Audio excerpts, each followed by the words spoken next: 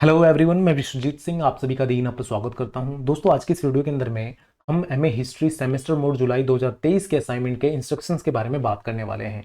इग्नू के अंदर में जितने भी असाइनमेंट होते हैं, सभी असाइनमेंट के अंदर में एक इंस्ट्रक्शन का पेज दिया जाता है कि इस असाइनमेंट को इस तरीके से बनाया जाना है। अगर आप उस इंस्ट्रक्शन के पेज को फॉलो करते हो, उस इंस्ट्रक्शन के बेसिस पे अपना असाइनमेंट बनाते हो, तो आपका नंबर बहुत अच्छा मिल सकता है असाइनमेंट के अंदर में। अच्छा नंबर मिलने का मतलब ये है, अगर मान लो आपने नॉर्मल बनाया तो आपको 60 नंबर मिला असाइनमेंट में, बट अगर आपने अच्छे तरीके से बनाया तो आपको 80 नंबर मिला असाइनमेंट के अंदर में। जब आपका फाइनल रिजल्ट तैयार होता है, फाइनल मार्क्स तैयार होता है, तो उसके अंदर में आपके असाइनमेंट के 30% जो मार्क्स होते हैं उसको ऐड किया जाता है। अगर 60 नंबर मिल रहे हैं नॉर्मल बनाने पे, तो 60% का 60 नंबर आया तो 60 का 30% ही ऐड किया जाएगा। पर वहीं पर अगर आपने इंस्ट्रक्शन को फॉलो किया, अच्छे तरीके से बनाया, 80 नंबर मिलता है तो 80 नंबर का 30% ऐड किया जाएगा। तो 60 नंबर का 30% ज्यादा है या 80 नंबर का 30% ज्यादा है, ये आप खुद सोचिए। और जो ऐड नंबर किया जाएगा उसके बेसिस पे ही जब आपका मिलता है कि डिग्री होने मिलने वाली है, सर्टिफिकेट मिलने वाला है, डिप्लोमा मिलने वाला है, तो उसके अंदर में लिखा होता है कि आपने कौन से डिवीजन से क्लियर किया, first division, second division, third division. और वो डिवीजन आपका बहुत ज्यादा मैटर करता है, ठीक है। और एक एक नंबर से वो डिवीजन घट जाता है, बढ़ जाता है। तो अगर आप अच्छे तरीके से असाइनमेंट बना रहे हो तो आपको एक तरह से वहां पे नंबर भी बूस्ट करता है फाइनल मार्क्स के अंदर में।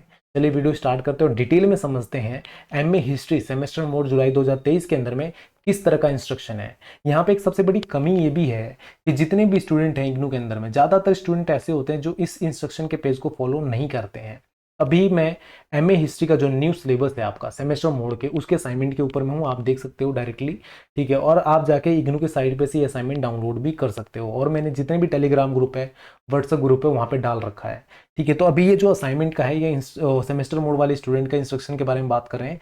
किसी और वीडियो के अंदर में हम जो एनुअल मोड वाले स्टूडेंट हैं उनके भी इंस्ट्रक्शन के बारे में बात करेंगे, पर दोनों का इंस्ट्रक्शन ऑलमोस्ट सेम रहता है, कोई चेंजेस उसके अंदर में नहीं देखा जाता। जो असाइनमेंट है, ये वाला जो असाइनमेंट है, वो जुलाई 2023 के स्टूडेंट का जो अभी चल रहा है सेशन, उसके स्टूडेंट का, और आने वाले जो सेशन है जनवरी 2024, उसके स्टूडेंट के लिए ये असाइनमेंट डिजाइन किया गया है। ये जो सत्र है, जो पूरा ये टाइम पीरियड है, सेशन है, कौन सा सेशन है, तो 23-24 के स्टूडेंट के लिए असाइनमेंट बनाया गया है, ठीक है। आप आगे मैं बात करूं तो इस सब्जेक्ट के कोड नंबर क्या है, तो MAH, ठीक है, MHI 101 ये आपका कोड नंबर रहने वाला है। MHI 101 आपका जो एमए हिस्ट्री का कोड नंबर है सब्जेक्ट का, ये रहने वाला है। बुक का नाम आपका रहेगा प्राचीन और मध्ययुगीन समाज के बारे में बात करेंगे, मध्यकालीन समाज के बारे में, ठीक है। ये आपका चैप्टर रहने वाला है। अब यहाँ से आपका असाइनमेंट स्टार्ट होता है, जहां पर एक मैसेज दिया गया है कि किस तरीके से क्या असाइनमेंट बनाना है, इसका इंपॉर्टेंस क्या है वो बताया गया है। और नीचे में आपका यहाँ पे सत्रीय कार्य जमा करने का बताया गया है कि जो आपका असाइनमेंट होगा वो कब आप सबमिट कर सकते हो, कब सबमिशन की डेट क्या है उसके बारे में बताया गया है, और कहाँ पे सबमिट किया जाना है। देखो, जो जुलाई 2023 सेशन अभी चल रहा है, जिस इस सेशन के अंदर में एमए हिस्ट्री को सेमेस्टर मोड में बदला गया है, जो अभी न्यू स्टूडेंट एडमिशन लिए हैं उनके पास टाइम है 30 अप्रैल तक अपना असाइनमेंट जमा करने का। ये जरूरी नहीं कि 30 अप्रैल को ही जाकर जमा करना है, 1 अप्रैल से लेकर 30 अप्रैल, एक महीना ऑलमोस्ट असाइनमेंट जमा होता है, ठीक है। और लास्ट डेट एक्सटेंड होने के भी चांसेस रहते हैं, बट लास्ट डेट एक्सटेंड होने के लिए कभी वेट मत कीजिएगा। जब आपका असाइनमेंट बन जाए अप्रैल के अंदर में जाइए और जमा कर दीजिए। कहाँ पर आप जमा कर सकते हो, तो जो भी आपका अध्ययन केंद्र है, स्टडी सेंटर है, वहां पर आप जाकर जमा कर सकते हो, ठीक है। पहले जाकर पता कर लीजिए कि किस तरीके से जमा हो रहा है, वे ऑफ सबमिशन क्या है। वे ऑफ सबमिशन का मतलब क्या, कुछ स्टडी सेंटर ऑनलाइन ले रहे हैं असाइनमेंट को, कुछ स्टडी सेंटर कुरियर के थ्रू मांग रहे हैं, कुछ स्टडी सेंटर कह रहे हैं गूगल फॉर्म पे अपलोड कर दो। तो आपका स्टडी सेंटर क्या बोल रहा है, किस तरीके से उसका वे ऑफ सबमिशन है, वो आप उसको पता करें और जाकर स्टडी सेंटर पे जमा कर दें।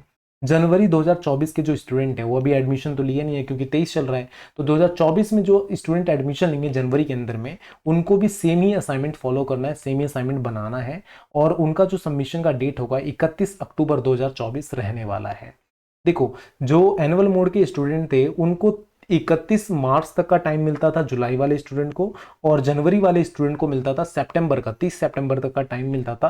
बट सेमेस्टर के अंदर में इनको एक एक महीना एक्सटेंड कर दिया गया है, एक एक महीना बढ़ा दिया गया है। इसका एक बेनिफिट रहने वाला है, ठीक है। आगे मैं बात करूँ, ये तो नॉर्मल सबमिशन की डेट हो गई। अब यहाँ से आ जाता है कि भैया जो इंपॉर्टेंट चीजें हैं उसको समझने के लिए, जो आपका इंस्ट्रक्शन है जिसको हम कभी भी पढ़ते नहीं है, कभी भी हम फॉलो नहीं करते हैं। सबसे इंपॉर्टेंट चीज होता है कि वर्ड लिमिट। देखो जो भी क्वेश्चन है अगर वो विवरणात्मक तौर पे है, जिसको एक्सप्लेन करना है, विवरण के तौर पे देना, मतलब पैराग्राफ लिखना है, निबंध लिखना है, अगर कुछ इस तरह के क्वेश्चन है, मतलब 20 नंबर के क्वेश्चन है, तो आपको 20 नंबर के जो क्वेश्चन का वर्ड लिमिट है 500 वर्ड के अंदर में इसको आपको एक्सप्लेन करना होता है। विवरणात्मक मतलब जहां पे विवरण देना होता है, पूरा निबंध लिखना होता है प्रॉपर, ठीक है, उसको 500 वर्ड के अंदर में ही आपको आंसर कंप्लीट करना है। बहुत सारे स्टूडेंट का क्वेश्चन ये रहता है 500 वर्ड, जब मैं बोलता हूँ तो कमेंट बॉक्स में या अलग अलग जगह पे पूछते हैं कि सर 500 वर्ड मतलब 4 पेज में भरना है, 5 पेज में भरना है। आप सबसे पहले देखो, अब मैं बोलूँ किसी के लिए कि 500 वर्ड मतलब 5 पेज, पर आपकी राइटिंग क्या पता छोटी छोटी हो, ठीक है, और आपका जो 500 वर्ड है वो 3 पेज में क्लियर हो रहा हो या 4 पेज में क्लियर हो रहा हो। अगर आप 5 पेज करते हो तो क्या पता ज्यादा वर्ड हो जाए। तो सबसे पहले आप क्या करो, रफली आप जब काम करते हो तो उसको लिखो, लिखने के बाद उसको काउंट कर लो कि कितना हो रहा है।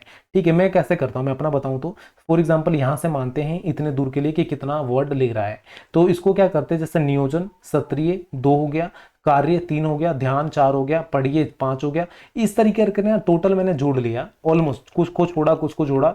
ठीक है, ऐसे करके मैंने मान लिया कि इस लाइन के अंदर में टोटल 7 वर्ड आ रहे हैं।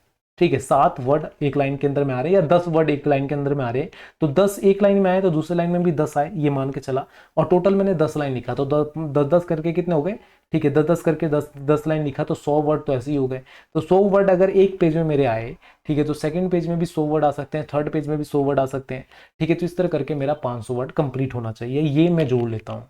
ठीक है, तो सबसे पहले आप अपने हिसाब से देखें कि आपका राइटिंग किस प्रकार से और कितने वर्ड कितने पेज के अंदर में आपका 500 वर्ड कंप्लीट हो जाएगा, कितना टाइम पीरियड के अंदर में कंप्लीट हो जाएगा, इसको भी देखें। ठीक है, तो आपको इस चीज का ध्यान देना है। ज्यादातर स्टूडेंट के जो नंबर कटते हैं यहीं पर कटते हैं, क्योंकि वो 20 नंबर के क्वेश्चन को 500 वर्ड में लिख नहीं पाते। ठीक है, उनको समझ में नहीं आता क्या लिखना है, या फिर वो जहां से नकल कर रहे हैं, जहां से देख रहे हैं, वो उसको समझ नहीं पाते कि कैसे इसको एक्सप्लेन 500 वर्ड में करना है। अगर आप 500 वर्ड से कम लिखोगे तो भी आपके नंबर कटेंगे, 500 वर्ड से ज्यादा लिखोगे तो भी आपके नंबर कटेंगे, इस बात का ध्यान रखना। तो आपको कोशिश ये करना है कि 500 वर्ड के अंदर अंदर में ही, ठीक है, 450 प्लस 500 कम, ठीक है, वहां पे ही आपको अपना आंसर फिनिश करना है, खत्म करना है, जिसके बेसिस पे नंबर मिलेंगे। अगर आपका क्वेश्चन लघु श्रेणी प्रश्न के अंदर में आता है, शॉर्ट्स वाले आते हैं, ठीक है, जो शॉर्ट वाले क्वेश्चन आते हैं, टॉपिक बेसिस क्वेश्चन आते हैं, तो आपको 10 नंबर का क्वेश्चन होता है और 250 वर्ड के अंदर में उसको खत्म करना होता है। 250 वर्ड का ध्यान रखें कि 250 वर्ड के अंदर में एक टिप्पणी बेसिस क्वेश्चन होते हैं, टॉपिक बेसिस क्वेश्चन होते हैं, उनको खत्म करना होता है 250 वर्ड के अंदर में, तो 250 वर्ड के अंदर में ही उसको लिखें, और उस क्वेश्चन का जो वैल्यू होता है वो 10 नंबर का वैल्यू वहां पे रहता है। ये तो नॉर्मल हो गया लिखने का, जिसको स्टूडेंट कभी भी फॉलो नहीं करते। उसके बाद कुछ चीजें और यहाँ पे बताया गया, नियोजन। देखो जब भी आप असाइनमेंट बनाने जा रहे हो ना, तो मैंने गलती क्या किया था, जब मैं किसी और से आपको कंपेयर करूँ, किसी और का एग्जाम्पल दूँ, अच्छा नहीं रहेगा। मैं खुद भी एमए हिस्ट्री का स्टूडेंट रहा हूँ, इग्नू से पढ़ा हूँ।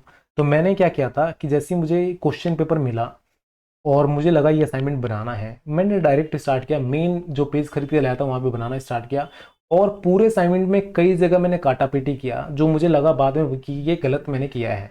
ठीक है, बाद में मैंने उसको दोबारा से बनाया असाइनमेंट, दोबारा से उसको सही किया, वहां पे मुझे डबल मेहनत करना पड़ गया था। आपको डबल मेहनत से बचाने के लिए यहाँ पे एक ऑप्शन आता है नियोजन का, प्लानिंग का। देखो नियोजन होता क्या है, जो भी आपका क्वेश्चन पेपर है, सत्रीय कार्य है, उसको ध्यान से पढ़ो सबसे पहले। ध्यान से पढ़ने के बाद जितनी भी इकाई है, कहां से क्या क्वेश्चन पूछे गए हैं, उसको यहाँ पे फाइंड आउट करो। अच्छा ये वाला क्वेश्चन इस चैप्टर से पूछा गया है, ये वाला चैप्टर इस यूनिट से पूछा गया है, इस तरीके से आप यहाँ पे क्लियर कर लो। फिर उसके बाद जो भी प्रत्येक सवाल का जवाब देना है, उसके लिए कुछ बिंदु लिखो, एक रफ कॉपी लो, एक रफ पेज लो, उस पे बिंदु लिखो। क्वेश्चन नंबर 1, इसके अंदर में ये वाला पॉइंट इंपॉर्टेंट है, इसको हम एक्सप्लेन करेंगे। इस वाले राइटर ने ये चीज बोला, इसको हमें मेंशन करना है। ये आंकड़ा, इतने लोग यहाँ पे थे, इतने लोगों का प्रवास हुआ, इस तरह के जो आंकड़े हैं उसको हमने अंडरलाइन करके लिख लिया। ठीक है, मतलब आपको पॉइंट्स यहाँ पे बनाने हैं, पॉइंट्स रफ पेज पे बनाकर रखने हैं। ठीक है, वो पॉइंट्स वर्क क्या करेंगे, जब आप फाइनल असाइनमेंट बनाओगे तो आप उन पॉइंट्स को यूज करते जाओगे, इन पॉइंट को ऐड करते जाओगे, और आपका फाइनल असाइनमेंट कंप्लीट हो जाएगा। तो आपको ये करना होता है। ठीक है, आपको क्या करना होता है कि प्रत्येक सवाल के लिए जो भी जवाब देना है, मतलब यहाँ पे जो भी सवाल है उसके लिए, पूछे गए सवालों के यहाँ पे जवाब देने के लिए बिंदु को अलग अलग से लिख लें और तार्किक ढंग से व्यवस्थित करें। तार्किक ढंग से व्यवस्थित करने का मतलब क्या, लॉजिकल तरीके से ऑर्डर, सही ऑर्डर में उसको सेट करना होता है। अब ये हो जैसे मान लो कोई हड़प्पा सभ्यता का क्वेश्चन है, वहां पे पूछा गया कि भैया हड़प्पा सभ्यता का नगरीय विकास कैसे हुआ, आप सबसे पहले उसके पतन को बताओ कि हड़प्पा सभ्यता का पतन का कारण ये है, और लास्ट में जाकर नगरीय विकास को बताओ। तो क्या टीचर प्रॉपर नंबर देगा? नहीं देगा, वो काटेगा। तो सबसे पहले जो भी क्वेश्चन आपने पढ़ा, जो भी क्वेश्चन आप सॉल्व करने जा रहे हो, उसको लॉजिकल तरीके से सही ऑर्डर में उसको सही पॉइंट को लिखें रफ कॉपी पे, कि पहला पॉइंट ये बनना चाहिए, दूसरा पॉइंट ये बनना चाहिए, तीसरा पॉइंट ये बनना चाहिए। अगर कोई पॉइंट ऊपर नीचे हो गया तो उसको अलग से लिख ले कि भैया ये वाला पॉइंट ऊपर जाएगा, ये वाला पॉइंट नीचे आएगा। इस तरीके से, जिससे आपको जब असाइनमेंट लिखने जाओगे फाइनली, तब आपको याद रहे और आप उसको कर सको। ठीक है, ये समझ में आ गया। हमने पॉइंट्स पूरा डिजाइन कर लिया कि अच्छा इस क्वेश्चन का ये पॉइंट बनने वाला है, तार्किक ढंग से और सही जगह व्यवस्थित कर लिया। अब यहाँ पे आता है चयन, चूज करना है भैया, क्या चयन करना है आपको। तो जो भी आपने जवाब को रूपरेखा सही तरीके से बनाया है उसका उल्लेख करें, सही तरीके से उल्लेख करें। उत्तर को अपने विश्लेषणात्मक बनाएं, मतलब ऐसा लगे ना कि हाँ भैया इंपैक्टफुल है, सही तरीके से समझ में आ रहा है, ये बनाएं। और निबंधात्मक प्रश्न के अंदर में प्रस्ताव निष्कर्ष अवश्य शामिल करें।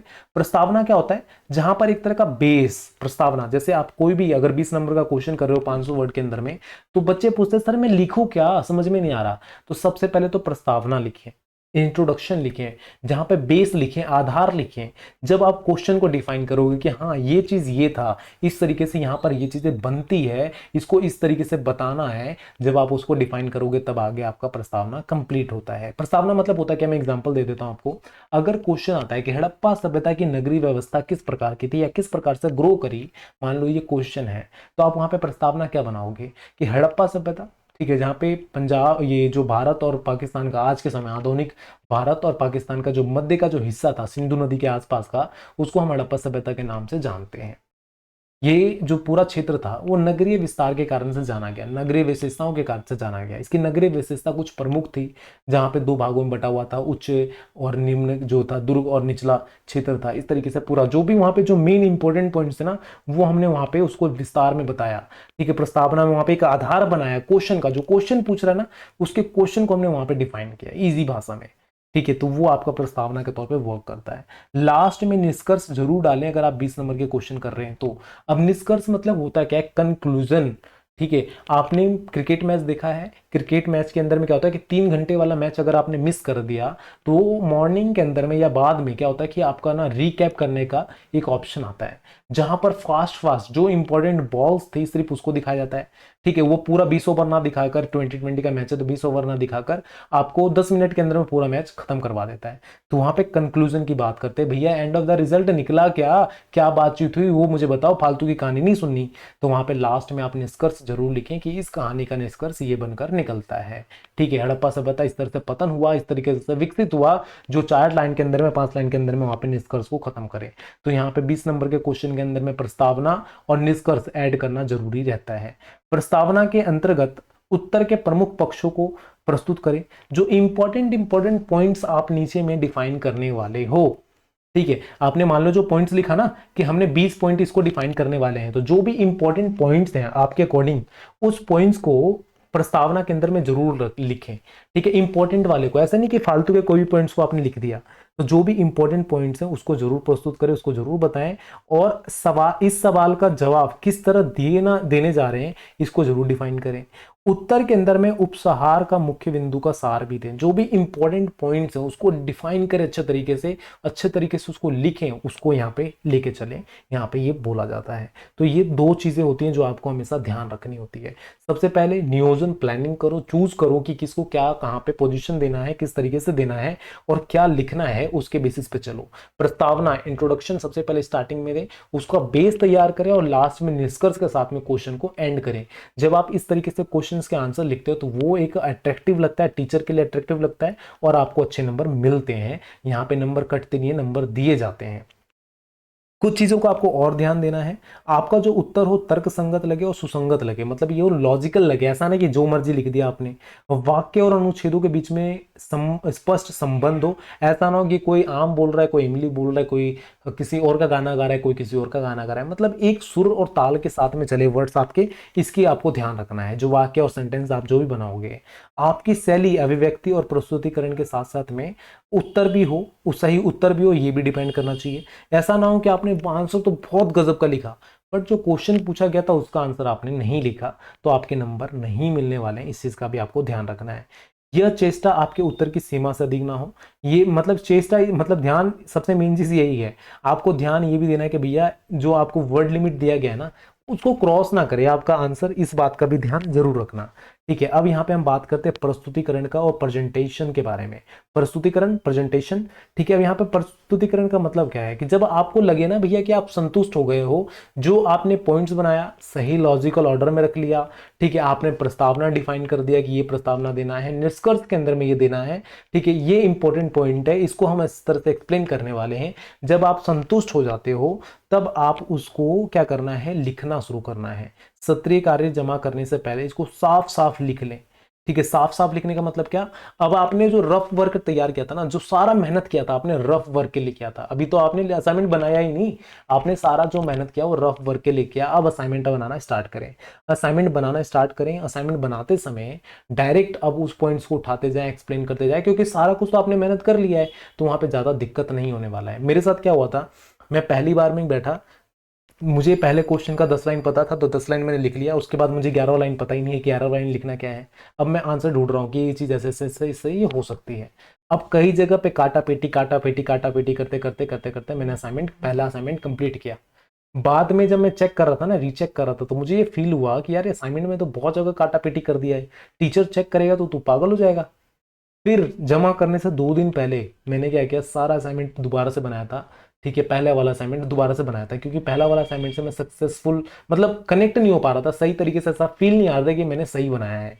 बाकी जो अदर सब्जेक्ट के असाइनमेंट थे मैंने इस गाइडलाइंस के अकॉर्डिंग ही बनाया था, तो वो असाइनमेंट सही थे, पर पहला असाइनमेंट जो था मेरा वो गलत बना था, तो मुझे दोबारा से उसको बनाना पड़ गया था। तो मैं यही कहूंगा कि इस गाइडलाइंस को जरूर फॉलो करें, क्योंकि गाइडलाइंस को अगर आप फॉलो करते हो तो आप बहुत अच्छे तरीके से असाइनमेंट लिख पाओगे, अपना सिलेबस कंप्लीट कर पाओगे, और एक नोट्स भी बनता चला जाता है।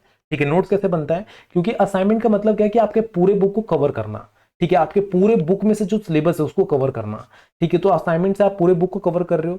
ठीक है, उससे आप अगर अपने आप तैयारी कर रहे हो, अपने आप बना रहे हो, तो आपके नंबर भी बूस्ट हो रहे हैं। ठीक है, वो एक इंपॉर्टेंट रहता है। देखो असाइनमेंट से रिलेटेड एक गाइडलाइंस भी आई थी इस बार, ठीक है, इग्नू की साइड पे। तो अगर अभी तक आपने असाइनमेंट की गाइडलाइंस वाली वीडियो नहीं देखी है तो उसको भी जरूर देख ले, उसके अंदर में भी सेम चीजें बताई गई थी। ठीक है, जो मैं इस वीडियो के अंदर में बता रहा हूँ, तो आप अगर उस वीडियो को एक बार देख लेंगे तो आपके लिए बहुत ज्यादा बेनिफिट होगा, क्योंकि नया गाइडलाइंस है इग्नू के असाइनमेंट का। ठीक है, यहाँ पे हम बात करते हैं भैया कि साफ साफ लिखना है, और जो बिंदु पे बल देना चाहते हैं उन्हें रेखांकित करें, अंडरलाइन जरूर करें।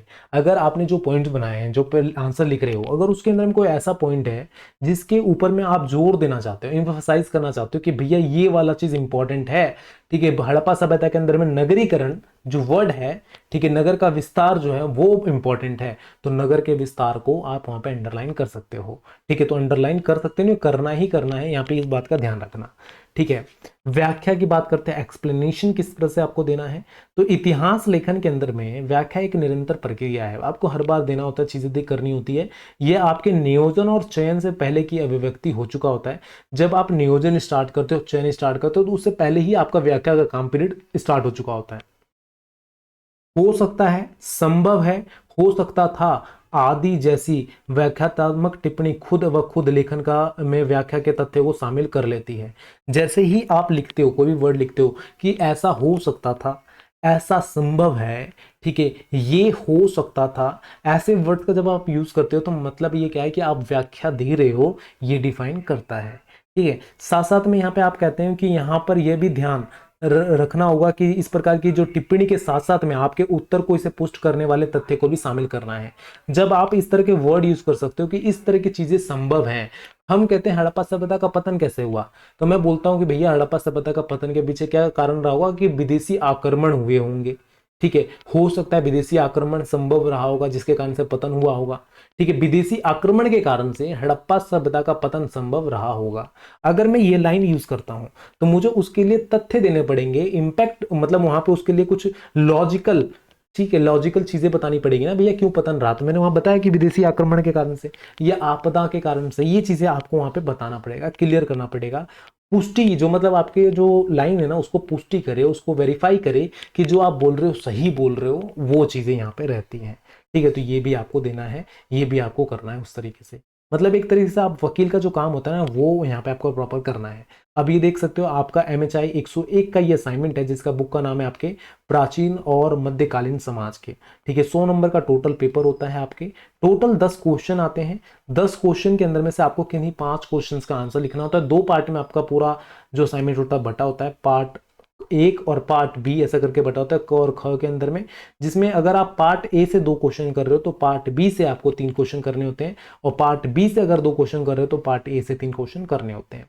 यहाँ पे जो 10-10 नंबर वाले क्वेश्चन होते हैं टिप्पणी वाले, उसको अगर आप कर रहे हो तो आपको 250 वर्ड के अंदर में ही खत्म करना होता है। 20 नंबर वाले को आपको, ठीक है, टोटल 500 वर्ड के अंदर में खत्म करना होता है।